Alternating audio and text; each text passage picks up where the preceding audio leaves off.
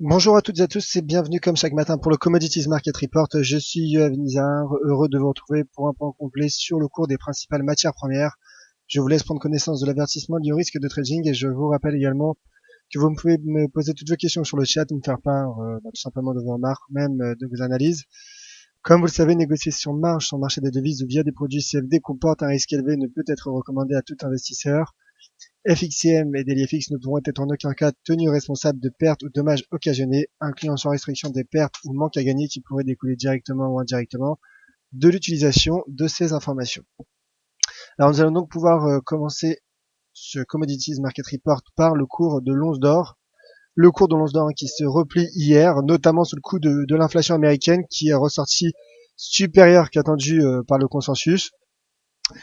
Malgré que l'inflation reste faible aux États-Unis, l'inflation core, donc qui ne prend pas en compte les prix de l'alimentation et de l'énergie, ont quand même, en tout cas, a été est ressorti, a fait une belle performance, je dirais, en sortant à 1,9%, alors que le précédent s'élevait à 1,8%. Et l'inflation standard, je dirais, est ressortie en tout cas nulle, donc inférieure au précédent chiffre, mais toutefois supérieure au consensus, aux attentes du consensus qu'il attendait en baisse à moins 0,1%. Donc le cours de l'once d'or qui se replie également sous le coup donc du rebond du dollar, le dollar index, hein, voilà, qui rebondit lors de la séance d'hier, après une séance forte en volatilité, hein, comme vous pouvez voir avec ses mèches supérieures et inférieures, et le cours donc qui repart à la hausse pour l'US dollar index, et donc de par sa corrélation inverse, l'once d'or se replie donc sous le niveau des 1190 et qui teste donc actuellement la ligne de tendance haussière sur le cours. Également d'un point de vue technique, hein, ce qu'il faut également faire attention en D1. Bon, alors pour l'instant, la bougie en cours, la séance en cours est en cours, donc pas clôturée, il faudra attendre la confirmation, mais nous avons une configuration proche de l'étoile du soir, qui pourrait être donc un signe de retournement pour le cours de l'once d'or. Bon, bah, pour l'instant, la tendance reste tout de même haussière, hein, comme vous pouvez le voir, donc avec cette ligne de tendance qui n'est pour l'instant toujours pas franchie, qui n'est toujours pas cassée. Donc en tout cas, à surveiller. Et le momentum, hein, le RSI qui également qui ralentit, et donc tout ceci pourrait être un signe de fin de tendance pour le cours de l'once d'or.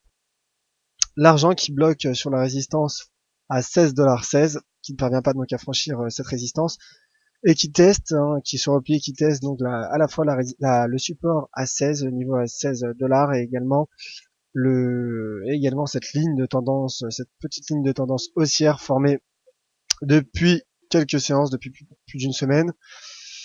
Donc attention également au breakout qui permettrait de viser les 15,80 puis même les 15,63$ pour l'argent.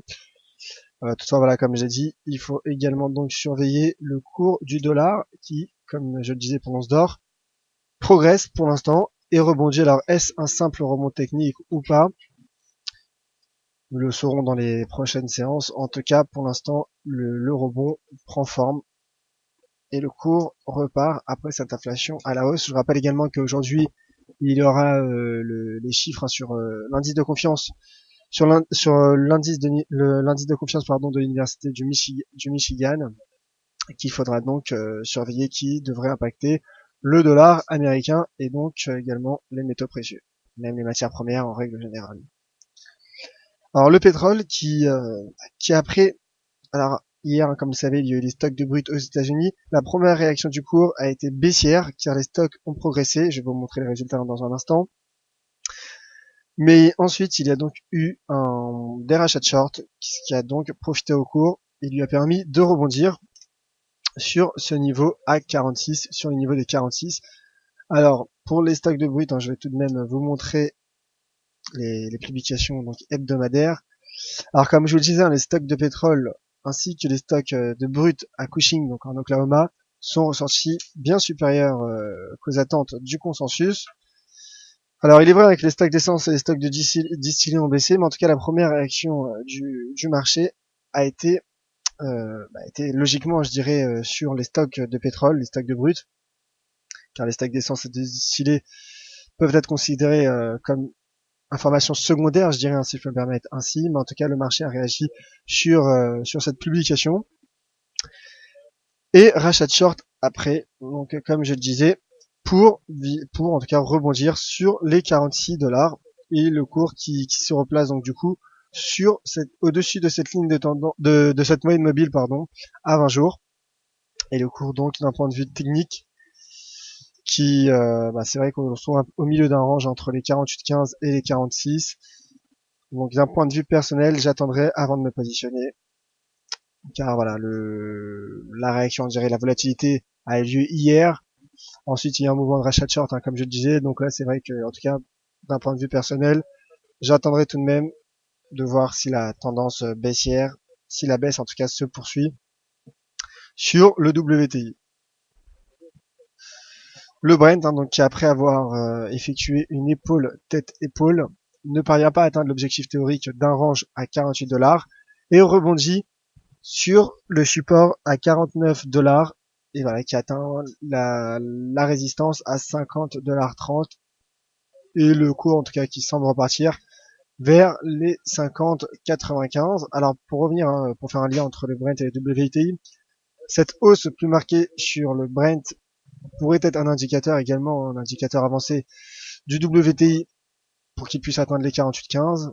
Alors on verra, hein, ce n'est pas impossible en tout cas, puisqu'on sait que les deux cours sont corrélés et que le cours du Brent donc rebondit sur les 49 pour atteindre donc les 50,30 et qui teste actuellement les 50,30 $. Le cuivre qui progresse hier sur un marché donc très volatile, notamment à cause du dollar. Aujourd'hui, le cours se replie sous la résistance à 2,43 $. Je rappelle hein, que d'ailleurs pour faire un point sur les marchés asiatiques qui ont clôturé en hausse cette nuit. Hier, ils avaient également clôturé en hausse. Toutefois, voilà, le cuivre se replie tout de même aujourd'hui.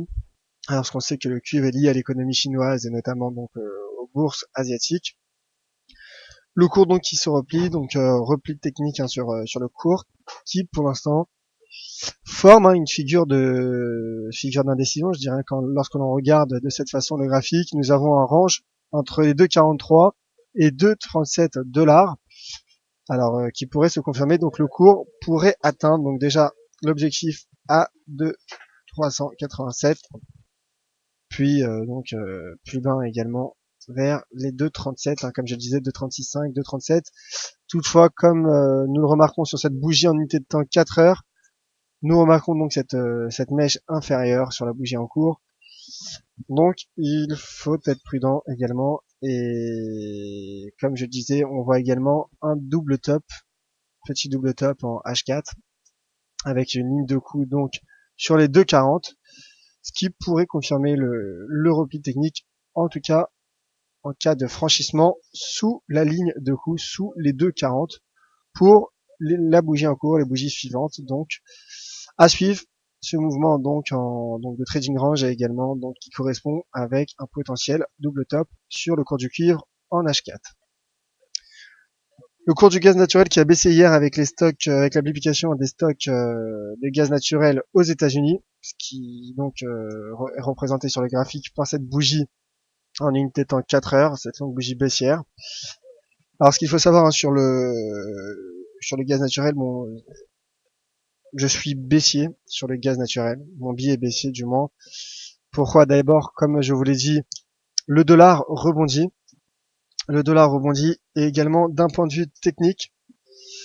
D'un point de vue technique, nous avons ici un double top qui est enclenché avec une ligne de coup à 2,467. Et en D1, si je mets mon graphique en données journalières, ne prenez pas en compte ces cercles, mais en tout cas, nous avons une configuration, donc une pattern, une configuration chartiste technique qui est semblable à celle des méthodes descendantes. Vous savez, il y a une configuration qui s'appelle 3 méthodes descendantes. Là, donc c'est plus que 3, car en fait, cette configuration en 3 méthodes descendantes est une configuration technique qui après une longue bougie rouge, 3 petites bougies haussières vont apparaître, puis ensuite une nouvelle bougie rouge. Donc là, c'est une figure, comme je le disais, semblable, qui ressemble à celle des ce qu'on appelle, en tout cas en chartisme, les 3 méthodes descendantes, qui est donc une variante et qui confirme mon biais baissier sur le gaz naturel. Toutefois, tout de même, prudence. Pourquoi? Car en daily, nous voyons que le cours teste actuellement la résistance à 2,426, $2,426. Donc prudence tout de même pour cette résistance daily. En revanche, comme je disais, je reste tout de même baissier, car voilà, de par cette configuration en daily et également par ce double top en H4, double top donc avec un target à 2,40 car le point bas que nous avons atteint il y a 2 semaines, mais c'est un point bas qui n'était plus atteint depuis un long moment, quasiment même en tout cas depuis un très long moment lorsqu'on regarde le cours. Voilà, même quasiment historique, hein, c'est un plus bas historique quasiment pour le gaz naturel. Donc en tout cas voilà, prochaine cible pour moi 2,40. Alors est-ce qu'on peut passer en dessous? L'objectif théorique du double top confirme ce biais, en tout cas va dans ce sens, mais comme je le disais, voilà, attention tout de même à cette résistance proche des 2,43 que le cours teste actuellement et que le cours a également un peu de mal à passer donc en tout cas à franchir, à casser. Le palladium qui consolide hier, car le secteur automobile a progressé également lors de la séance d'hier. Je rappelle que le palladium est utilisé pour la fabrication des poudres catalytiques pour voitures à essence, et donc le cours qui consolide et qui ne parvient pas à atteindre la résistance à $711 et qui se dirige tout droit vers les $685. Donc trading range toujours en cours pour le cours du palladium. Donc voilà, marché attentif. Nous nous trouvons toutefois en milieu d'un trading range, un peu de la même façon dont je parlais pour le WTI. Donc, en tout cas, la chose à faire au milieu d'un trading range est de ne pas se positionner. Toutefois, voilà, attention tout de même, en tout cas, au vu de ces 3 bougies baissières et d'un tout mini, je dirais, double top, hein. Pas vraiment un double top, mais bon, une légère configuration ressemblante au double top. On peut tout de même s'attendre à un retour vers les $685 à court terme, mais bon, comme je l'ai dit, nous sommes au milieu d'un trading range. Enfin, le platine qui poursuit dans sa tendance haussière, qui est toujours donc au-dessus de cette ligne de tendance haussière après une épaule tête-épaule inversée, hein, comme j'en parlais en tout cas dans les précédents Commodities Market Report. Et le cours qui donc n'est pas parvenu à franchir la résistance à $1000, mais qui a tout de même atteint cette résistance avec cette mèche supérieure sur cette bougie haussière, là, de la bougie haussière. Et donc il a se replie légèrement, petit repli technique vers les 995, mais la tendance reste haussière pour le cours du platine. Attention également au momentum qui passe sous le niveau des 70 et qui s'essouffle de plus en plus. Voilà pour le cours du platine. Je vais donc pouvoir passer aux questions. Juste une chose avant les questions pour être complet sur les statistiques macroéconomiques. Donc le cours du gaz naturel, comme je l'ai montré, qui est ressorti, les stocks du gaz naturel qui sont ressortis supérieurs hier dans la publication hebdomadaire par l'agence de l'information de l'énergie, qui sont ressortis à 100 lorsque le consensus les attendait à 91. Voilà donc pour les stocks de brut et les stocks de gaz naturel aux États-Unis. Première question de la part de Mian. J'ai lu dans le calendrier économique qu'il y avait aujourd'hui une annonce importante d'indice de confiance de l'Université du Michigan. Pouvez-vous nous dire l'impact possible sur l'or? Alors, en effet, aujourd'hui, il y a l'indice de confiance de l'Université du Michigan qui est attendu d'ailleurs en hausse par le consensus qui attend cet indice à 89. Toutefois, ce qu'il faut savoir donc, c'est que il y a eu plusieurs, comme vous l'avez suivi avec moi, plusieurs statistiques majeures du côté des États-Unis que ce soit hier ou mercredi avec les ventes au détail et l'inflation. Alors aujourd'hui, en effet, l'indice de confiance de l'université du Michigan sera tout simplement la statistique la plus importante à suivre aujourd'hui. Elle intervient également dans un contexte de fin de semaine, proche de la fin de séance, proche de la clôture de la semaine. Donc c'est toujours particulier car il y a toujours à ce moment-là des sorties de position. Donc il faudra également surveiller ça. En tout cas, d'un point de vue théorique, si l'indice ressort supérieur aux attentes, cela pourrait donc mettre d'autant plus l'once d'or sous pression. Car comme je disais, le dollar, pour l'instant, entame un rebond, mais il avait également entamé un rebond en début de semaine sur ce niveau à 11 221. Donc pour moi, je voyais en tout cas le dollar repartir à la hausse, mais le marché ne m'a pas donné raison, comme le montre cette longue bougie baissière, cette longue bougie rouge. Donc nous allons voir tout simplement si le dollar entame un rebond concret cette fois-ci, ou s'il s'agit juste d'un rebond technique. En tout cas, pour vous répondre, Milan, si l'indice de confiance de l'université du Michigan ressort meilleur qu'attendu par les anticipations du consensus, cela pourrait donc mettre le cours de l'once d'or sous pression et le cours pourrait revenir déjà dans un premier temps casser cette ligne de tendance haussière, puis revenir donc vers la résistance à 1168 $. Enfin, résistance devenue support d'ailleurs potentiel. Autre question de la part de Woodchild. Hier soir, la baisse du dollar l'a emporté sur les mauvais stocks du WTI. Alors comme je le disais, la première réaction du WTI était baissière au vu de la publication des stocks, au vu de la publication des stocks de brut aux États-Unis. Toutefois, en effet, la baisse, enfin, même le dollar n'a pas baissé quand on regarde l'indice de confiance, l'indice de l'US Dollar Index. Même nous sommes en daily, le dollar a tout de même progressé, et ce qui a également mis le pétrole sous pression après cette publication des stocks. Toutefois, voilà, pour l'instant, nous avons un rebond malgré un dollar qui poursuit sa hausse. Et comme je le disais, sous l'effet notamment d'un rachat de short après avoir baissé hier, comme il nous montre cette mèche inférieure en unité de temps 4 heures. Une autre question sur le câble. Question de la part de Stéphane. Bonjour Yav, sur le GBP USD, vous voyez une figure de retournement baissier. Par corrélation, est-ce que cela invaliderait votre objectif final sur l'euro GBP? Alors, déjà corrélation en effet sur le GBP USD et l'euro GBP, mais qui n'est pas parfaite, car le GBP USD, alors en effet, il y a une corrélation de par le GBP, pardon, mais l'une se cote face au dollar et l'autre face à l'euro. Toutefois, en effet, alors je le montrais également pour ceux qui me suivent sur Twitter. J'ai publié un petit graphe ce matin sur la paire GBP USD, car il y avait la formation d'un petit diamant en cours, sous une ligne de tendance baissière, formée depuis 25 août. Alors, il est un peu tôt pour se prononcer, pour voir si le cours va baisser ou pas. En tout cas, le cours pourrait atteindre les 1,5375, du moins s'il ne parvient pas à passer au-dessus de la résistance, de cette résistance donc, qui est formée, qui est représentée par cette ligne de tendance baissière.